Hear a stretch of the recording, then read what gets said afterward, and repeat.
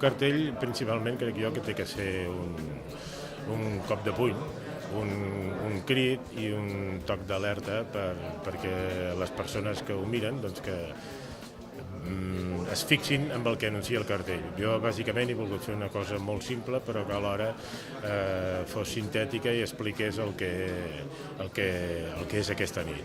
És a dir, jo he intentat plasmar amb una imatge relativament antiga de l'espelma que il·lumina la nit, però que és antiga, però alhora és literària, i il·lumina una constel·lació de lletres soltes damunt d'un fons fosc.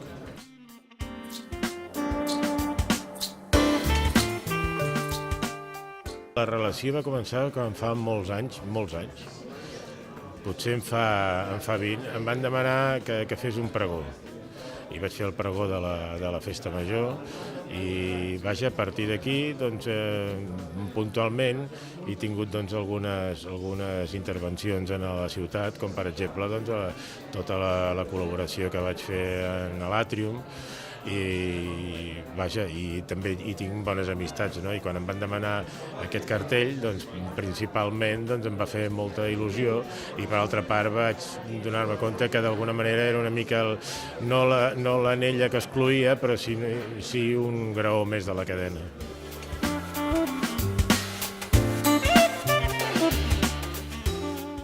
És complex perquè no és un cartell, és diguéssim, un pensament sobre el que és la vida humana des dels orígens fins al final.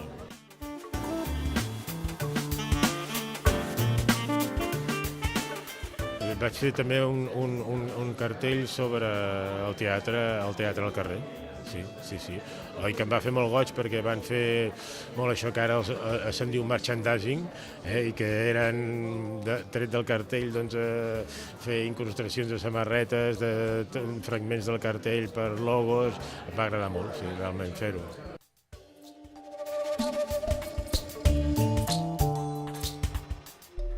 Hi ha una part molt important d'intuïció, i després doncs, hi ha també una part considerable que depèn de les etapes, predomina més un aspecte o l'altre de racionalitat. No?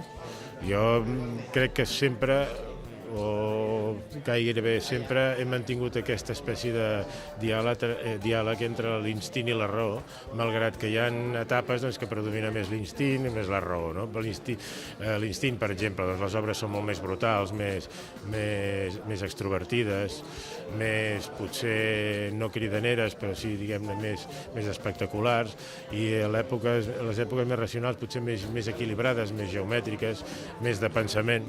Jo crec que principalment l'art el que ha de ser és mostrar, l'art contemporani, és mostrar un pensament en imatges.